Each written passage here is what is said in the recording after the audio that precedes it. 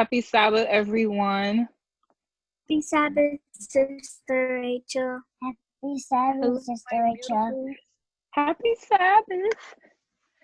It's so good to hear you guys' voices. Oh, my thing is on. That's kind of okay. Yeah, how's you guys' week? Is everything good?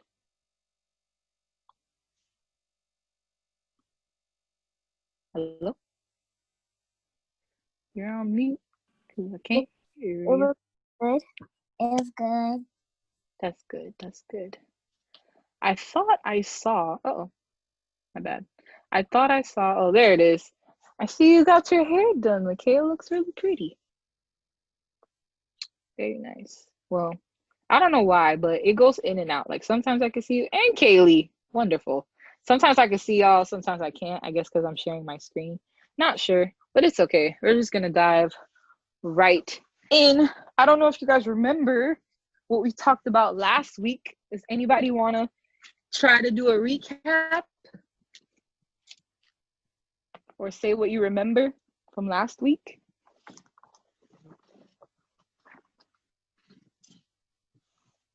No? All right, it's fine.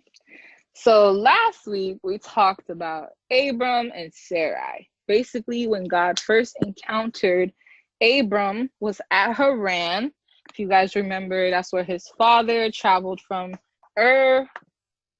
And they were supposed to go to Canaan, but he stopped at Haran. And that's where God encountered, or Abram encountered God for the first time. So he told Abram to take his wife and all of his possessions and go to a land that he will show him. So Abram went without even questioning God. He took his donkey and his chickens, and he actually had a whole bunch of livestock and a whole group of people traveling with him. And they actually reached to the land of Canaan, which was the land that God promised to him. But there was a famine. You guys remember? There was a huge famine, and they had to go to Egypt. I remember Abram told Sarai to lie. He told her to tell Pharaoh that she was his sister, right? So that they wouldn't kill him. He was scared, and he didn't want to die, so he told her to lie. And Pharaoh ended up finding out, and he was like, why did you do this? You know, you caused, because the Lord sent a plague on his house, like various sicknesses on his household. And Pharaoh was like, why did you lie? Why didn't you tell me this was your wife, etc., etc.? And then they ended up leaving, took all his stuff, and they left. So this week we're going to be covering Genesis chapter 13. This is when Abram and Lot separate. So Lot, if you guys remember, is Abram's nephew, right? So it's Abram's posse. So Abram, Sarah, Lot, and like all their possessions and their belongings and their people and their servants. All right, so we're going to start from verse 1. So Abram went up from Egypt to the Negev with his wife, Sarai, and everything he had, and Lot went with him. So Abram had become very wealthy in livestock, in silver, and in gold, right? So let's just go back to this part right here. The Negev, right? That is actually this area over here, but when we go to the next slide, I'll zoom in to it. It's very interesting actually what that area is, but on the next slide I'll show you guys. But anyway, so Abram, according to the Bible, he was very wealthy in livestock, gold, and silver. So that's why over here they're wearing things like purple, you know, because back in those days, purple actually signifies royalty and wealth. So the color purple now is seen as those significant things because back then they used this slug-like creature to extract its fluids to create a purple dye. It's a very, very rare slug that they get this purple dye from. So since it's rare, only the rich can afford it. So that's why we associate purple with royalty and wealth, because only the rich can afford the color. So that's why it's so that's why it's significant today. Anyway, from the Negev, he went from place to place until he came to Bethel. to a place between Bethel and Ai, where his tent had been earlier, and where he had first built an altar. There Abram called on the name of the Lord. So here they're talking about the place where he first built that altar to establish the promises that God made to him. That's why he builds altar. He builds altar for worship, for his relationship with God, and to just remind himself and God of the promises that God has made. So here is a map of the world, basically. And all of these events take place around here in the Middle East. So this is where we live, North America, more specifically right here in Florida. And then you have South America, Asia, Australia, Africa, Europe is over here somewhere. And in the middle of it is the Middle East, because it's in the middle. So if we zoom in here, this is a closer view of it. So here's Abram, Sarai, Lot, the donkey, right? So if we trace back, if we start over, so that's the land where his father was. Remember it? In Babylon, they had the Tower of Babel, was actually a ziggurat, built for, different types of gods. Here they're saying it's the Sumerian moon god. Some archaeologists think it's a different god, but basically it was every god but the God of the Bible, the God of the God of Abraham. So they traveled from this way all the way to Haran, right? They settled there, and Abram encountered God here. They traveled down through Canaan. So this was the land that God promised here, right? So, but they had a famine, so they went all the way over to Egypt. Now, back to the Negev. Remember, they were talking about the Negev. So that's actually it's not like a country, it's more of a region. So between Egypt and Canaan, this passage right here is called the Negev. It's basically it has a desert-like character, right? It's sparsely populated, which means there's barely any people. Basically there's no people because it's like a desert. You can't really survive there. But interestingly enough, their economy is based on like sheep herding and agriculture and trade. So back in those days, it wasn't like how it is now. Like we just go to a supermarket and buy whatever we want. A lot of the ways that they got their food and their and anything is they grow it themselves. Agriculture, which is basically farming and raising and maintaining plants and animals, right? And then trade. So they trade things like, hey, I'll trade you my silk scarf for your 3 donkeys or something like that. So right here is a very abundant place. Even though it's a desert, it's very interesting. I don't understand how it's barely any people here, but yet they all kind of go through here to trade and things. I guess because Egypt is very flourishing, so I guess on your way there, that's what you would want to do. But it's okay. So Abram may have done some trading, which contributed to his wealth, and also he acquired some things in Egypt. So just the just so you guys could understand where things are. Anyway, verse 5. Now Lot was moving about with Abram, who was moving about with Abram, also had flocks and herds and tents, right? So he also had sheep and different types of livestock and animals. But the land could not support them while they stayed together, for their possessions were so great that they were not able to stay together. So they had a lot of things. They were wealthy. They were well off. Look at all these camels back here. They had camels. They had sheep. They had, what are these? Bull. They had cow. They had cattle. They had all types of things. So imagine them trying to share this one land. Right? Everybody has things. So it's a lot going on. So, and quarreling arose between Abram's herders, so basically the ones that tended to the flock or the cattle, and Lot's. So I guess Abram's herders, Lot's herders, they're starting to quarrel, right? So what do you think quarreling or to quarrel means, since, based off context clues? So there was a lot of stuff, everybody's getting they look how do they look? Like, what are their facial expressions here? Oops.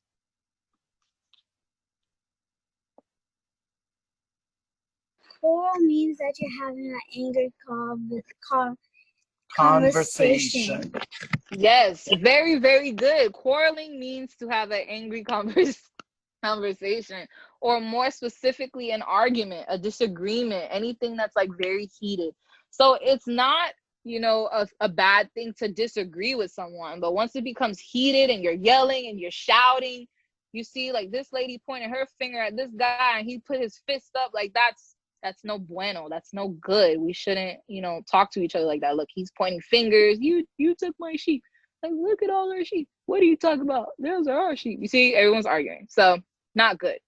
So the Canaanites, which are people who live in Canaan, and the Perizzites were also living in the land at that time. So it's not just Abram, his family, Lot and his things. There's also the Canaanites and the Perizzites. Like, there's so many people here. So Abram said to Lot, let's not have any quarreling between you and me, or between your herders and mine, because we are close relatives, right? So here, in this potential conflict of fighting over land, fighting over, livestock and who owns what and whose stuff is whose, Abram took the initiative, or he took the first, he was first to settle the problem that they had. He was the first one to say something about it. So he went to Lot, right? Let me just read it. I didn't even get ahead of myself. It's not the whole land before you. Let's part company. So Abram's saying, you know what? I think we should separate because it's not working out. If you go to the left, I'll go to the right. And if you go to the right, I'll go to the left. So Abram's like, wherever you go, I'll go the opposite direction. Okay. So Lot, his nephew, looked around, right, and saw that the whole plain of the Jordan towards Zoar was well watered, like the garden of the Lord. They're talking about Eden, and like the land of Egypt. This was before the Lord destroyed Sodom and Gomorrah, which we will learn about in the next chapter. So Lot chose for himself the whole plain of Jordan and set out toward the east, right? The two men parted company. So here we see Abram being the mature one and taking the initiative to settle the dispute. You know what I mean? So, and interestingly here, if it were any of us, if we had to part ways, we wouldn't be like, hey, you know what? You pick first. Usually we'll want to pick first. We'll be like, you know what? I'm going to take this side and you go ahead and take whatever's left, right? But here we see Abram's actually giving Lot the first choice, even though Abram's older and he definitely had the right to choose first, right? He also showed a willingness to, risk being cheated, because he kind of was, in a sense, like Lot went ahead and took the better land. Like, it's well watered. Look at this river here. Like, it's just flourishing, and Abram could have been left with like the worst part of the land. So this just showed that Abram is like his maturity, his willingness to, being cheated. And, but what was interesting is that he took the initiative to solving the conflict. And we learn here that, you have to just be, to show that you're like a children of God. It may be difficult to let others choose first, but sometimes we have to do that, even if that means that we don't get what we want. You know what I mean? And another thing is that he put family peace above his personal desires, right? So that's how we kind of have to operate ourselves, right? So 3 things. Take the initiative to settling arguments. So if you are noticing a debate is getting heated, and you're tempted to yell back and argue back, but take the initiative to settle the dispute or the argument. And 2, let people have the first choice at things, even if that means you get the lesser half. And 3, family peace is more important than, our own personal desires. So just to give you an idea of where Lot went. So here's Canaan. This is the strip on the other map where they're dwelling, right? So on this side, this is where they're all living currently. And Abram's like, you know what? We got to separate. So Lot decided to go to the right, which is east, right? He decided to go east towards Sodom and Gomorrah. So he's living on this side, and then Abram remained on this side. So verse 12, Abram lived in the land of Canaan, so he stayed in Canaan, while Lot lived among the cities of the plain and pitched his tent near Sodom. So like I showed you earlier, he stayed over here. Abram stayed over here. And now, verse 13, the people of Sodom were wicked and were sinning greatly against the Lord. The Lord said to Abram after Lot had parted him, look around from where you are to the north, to the south, to the east, and to the west. All the land that you see, I will give to you and your offspring. So even though Lot chose a quote unquote better looking land, there were evil people there. So Abram lucked out, really. More so, he was blessed. God said he's going to give you all of this land, everywhere you can see. So like he said, the north, the south, the east, the west, everywhere, all of this I'll give to you and your offspring, right? So verse 16, I will make your offspring like the dust of the earth, so that if anyone could count the dust, then your offspring could be counted. Go walk through the length and the breadth of the land, for I am giving it to you. So Abram went to live near the great trees of Mamre at Hebron, where he pitched his tents, and there he built an altar. So God is making another promise, right? So the first promise was like, go, and I will go to a land where I'll show you. And he did show him. The land was Canaan. This other promise he made was that he will give all this land to him and his offspring forever. And another thing he promised was that his offspring will be like the dust of the earth. So all of these promises, Abram wanted to remember. So he built another altar, right, to commemorate or to put a stamp on the actual promise, right? And when God says he'll make his offspring like the earth, if you ever picked up like sand or dust or anything like that, there's so many little itty bitty tiny microscopic grains, right? There's no way anyone can count all that. Even if you take a handful, that's over like thousands of sand. Like you can't count all of that sand. So imagine Abram's offsprings, like all of this sand. All of this sand. There's no way. There's too, you like you sit there, 1, 2, 3. No, it's too many to count. It's too many. So God is out here making a lot of promises to Abram, and he wants to remember all of them. So just to give you an idea where Mamre, and Hebron is, that's in this region. So it's still technically in Canaan, in the Canaan land. So, but it's like a little, he settled here, right? Right here, Hebron, in the trees of Mamre, right? So it's right here. So here's Bethel, right? And so all of these things, he just kept going back and forth and moving around and things like that. So yeah. So now it's time for Kahoot. So I remember last week I was saying that everyone can participate. Definitely. So I hope everyone was paying attention. Well, we'll soon find out. So, all right, everybody, come on in. Join. Like I said, everyone can play this time. No worries.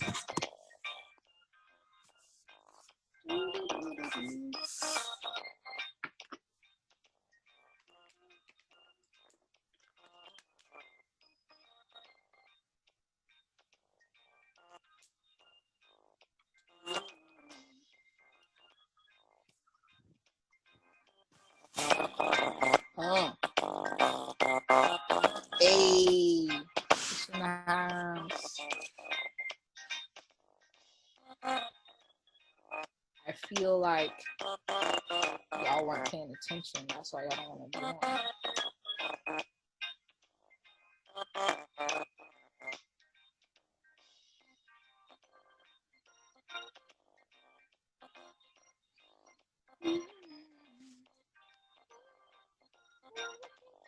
All right, so we'll just wait for one more person and we'll get started.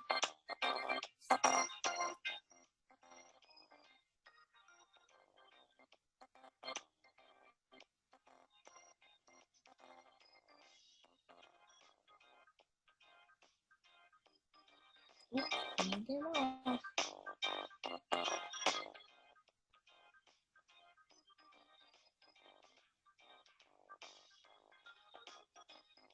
everybody going?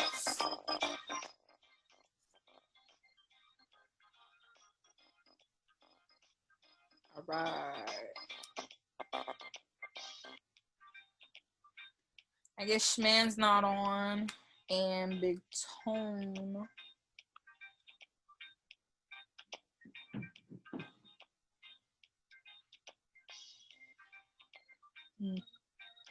All right. Let's get started.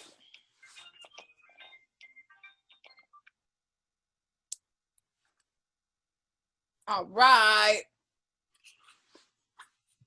All right. Abram had become very wealthy in blank and in blank and blank.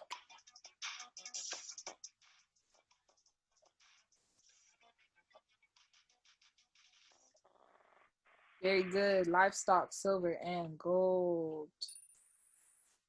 All right. Number 2. What is the Negev? Is it a desert-like place, a watering hole, a palace, or a club? Very good. A desert-like place. All right. Number 3. This is a bonus. Why did Abram and Lot separate? The land was abundant and they loved each other. The land had a famine and they had to leave. The land spit them up and they ran away, or the land could not support them and there was quarreling. Very good. The land could not support them. So remember, guys, it's not just about getting it right. You got to answer fast. What does quarreling mean? A horrible idea, a heated argument, creative discussion, or a beautiful encounter? Very good. A heated argument. Quarreling. All right, love. Bonus. True or false? Lot chose for himself the whole plain of the Jordan and set out toward the west. Now I put a compass here so you can know which direction is which. So west is over there. Oh, yep, false. He went east to the right. Very good. All right, Abram lived in the land of blank, while Lot lived in the cities of the plain and pitched his tent near blank. Was it Canaan and Sodom, Sodom and Egypt, Canaan and Eden, or Sodom and Gomorrah? Very good. Abram lived in Canaan, Lot lived in Sodom. All right. True or false? The people of Sodom were wicked and they were sinning greatly against the Lord.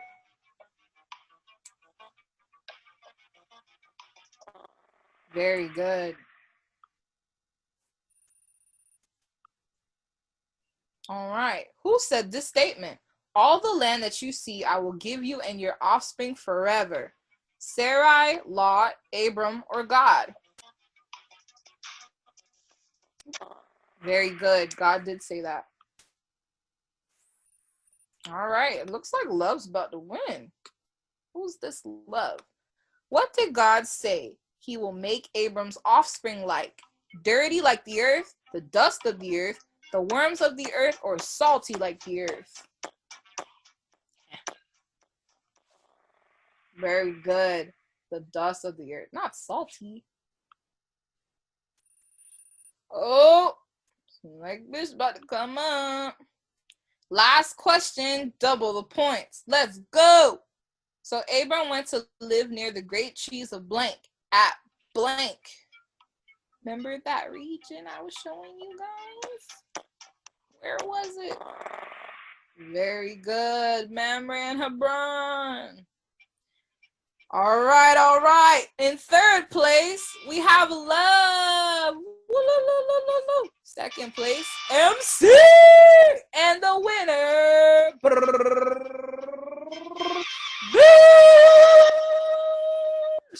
Yay! Congratulations to our winners. Woo-loo-loo-loo-loo-loo-loo. Congratulations. Good job, everyone, for playing. This was super fun, as usual. Hope that you guys learned something. And I will turn the service back over to First Lady.